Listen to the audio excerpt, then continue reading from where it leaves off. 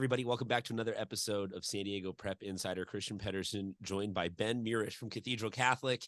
He is sometimes these guys don't have the the college everywhere in their in the frame. So I like the setup is there. He's telling you where he's going. He's a water polo player from Cathedral Catholic. He will be saying fight on for the next 4 years as he joins one of the best collegiate water polo programs in the nation. Ben, thank you very much for joining us. Congratulations.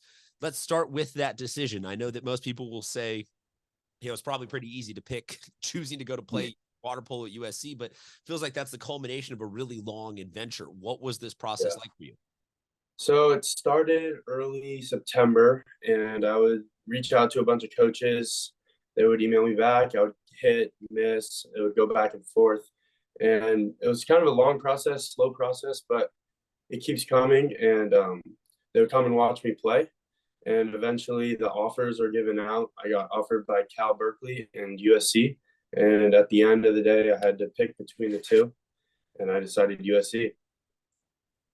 Two questions there. One being, you said September. This feels like, though, maybe it started a lot earlier, because to get into these kinds of schools, you have to be grinding away, from freshman year with academics and forever with club stuff. So really, I mean, how long has this been? 10 years? This has been a long time coming for you to get to this point. Yes. Yeah, I started playing water polo when I was 10. So it's been 8 years of the process. And now this last year, I could finally talk to colleges and make my decision. The actual offers come sometimes in all sorts of forms, varieties, calls, letters.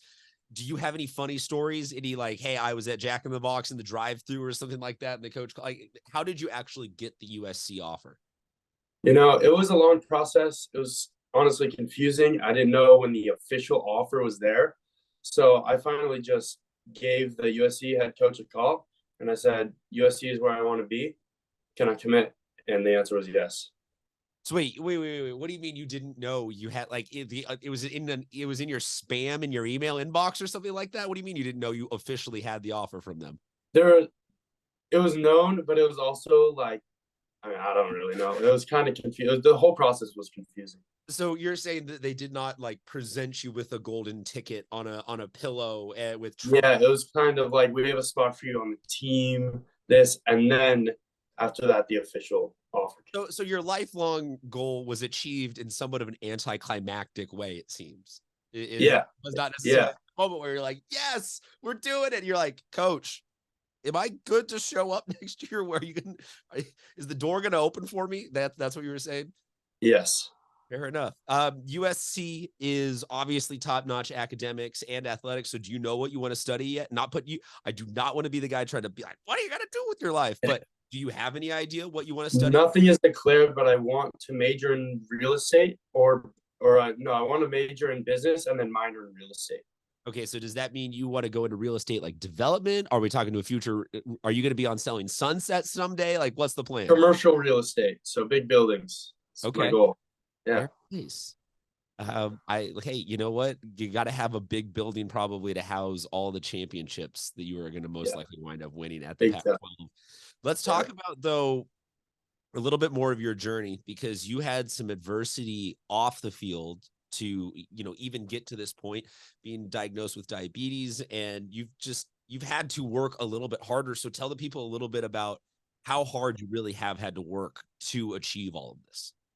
Yeah, so a little over a year and a half ago, I was pulled out of club practice, and I was told that I have diabetes. My blood sugar levels were at 700 plus, and I was admitted to the hospital. And then until those blood sugar levels were down, I didn't know if I was going to be able to play water polo, continue my process. But after it took like 6 weeks, got everything handled, and then now I just have to take care of it. A big thing was also when I was diagnosed, a USC water polo player reached out to me, and I went and visited him, and we talked about everything. He took me on a tour. So it was a coincidence that now I am committed to that school. Feels like maybe it was part of all of that master plan that the universe has. Yeah, for sure.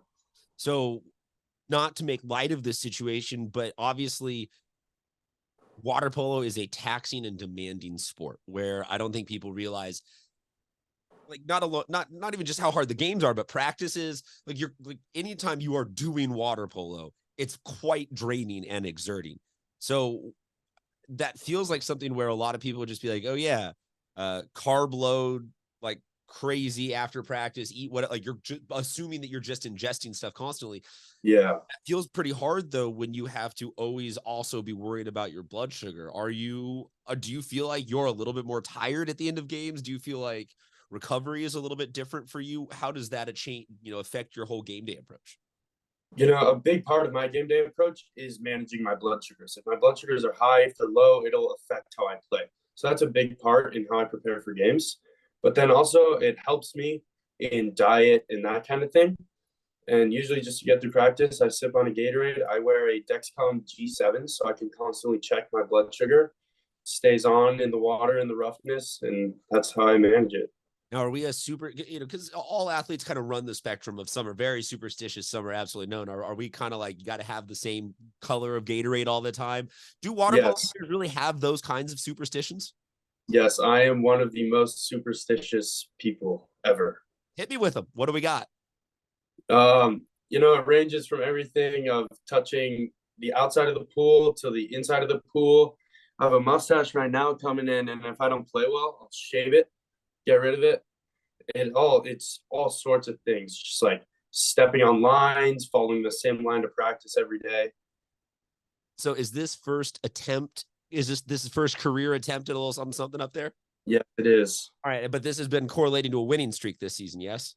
Yeah, so far, yeah. All right, so let's talk about this season. You guys are what I would consider in that upper crust, blue blood, top tier of, and you'll probably be like, oh, none of those other schools can hang with us. But for the people that aren't necessarily huge water polo fans out there, it's you guys, Bishops, Carlsbad, La Jolla, maybe Coronado, Gross. Like there's like 6 to 8 schools that are like really, really good compared to everybody else at water polo. And I have always found it crazy that you guys spend the whole season playing each other and the Harvard Westlakes of the world and the crazy of the, and it's like 30 games of just unleaded pure chaos. Whereas you look at like even the Cathedral football team eventually has 2 or 3 of those games where it's like they took their foot off the gas a little bit and they're not who's going to play Carlsbad and Helix and everybody all season, all like that feels to me like some people don't understand. And I know this is a long question, but feels to me like some people don't really understand the grind and toll physically and mentally it takes on you guys to compete against those opponents at a high level all year. What is that like? It's constant. It's 24/7. You're thinking about it. You're taking care of your body. You're hydrating. League play doesn't really occur until later in the season. So right now we're going into tournaments. We actually go up to LA and play all those big Orange County teams this weekend. And that's all to prepare to win CIF at the end of the season. That's to prepare to get through that and win it. But yeah, it's constant. It's 3 hours of practice a day. Kind of dials back once we get later in the season. The worst part is, or the best, the worst, you can call it either way, is the summer stuff. We begin preseason in summer. That's 6 to 8 hours of film, gym, and swimming every day of the week. And that's really where our team bonds and we get better. So tell us about the team this year. You guys seem pretty confident, pretty successful. Are we setting the threshold at championship or bust? Yes, that is our goal. We're trying to go undefeated in league this year. Our record right now is 7-3, and that's from tournaments and up north teams. But yeah, that CIF final is where we want to be. I was gonna say, so the last couple of years, forgive me, they all kind of merge in terms of who played who in what order. But you personally have you have played in an open division championship, yes? Yes. So tell them a little bit about how nuts like that Coggin Pool experience in November is actually like low key kind of packed and loud and like the student sections are right on top of each other. And what is it like being in those championships? It's awesome. It's under the lights. That's my favorite setting to play in. And it's the loudest game of the day of the season.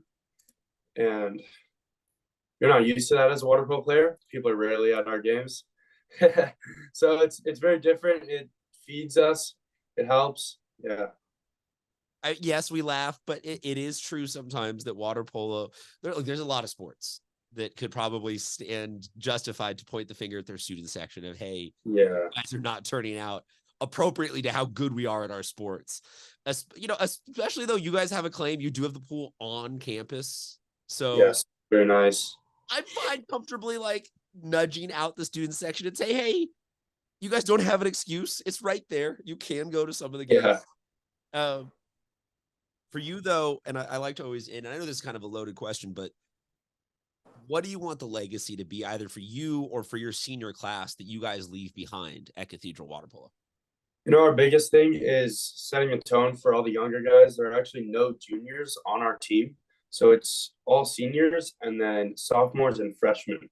So we're really the big dogs on the team, really the leaders, and there's like a big gap in between us and the younger guys. So it's good to lead, it's good to set a good tone, and hopefully they follow us.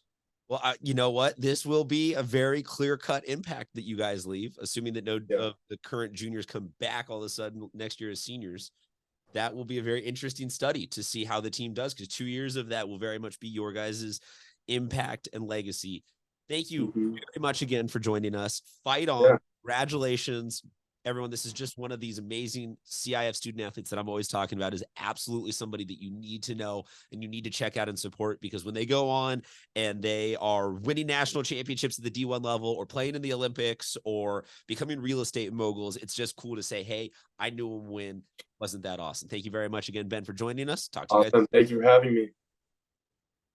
Perfect, man.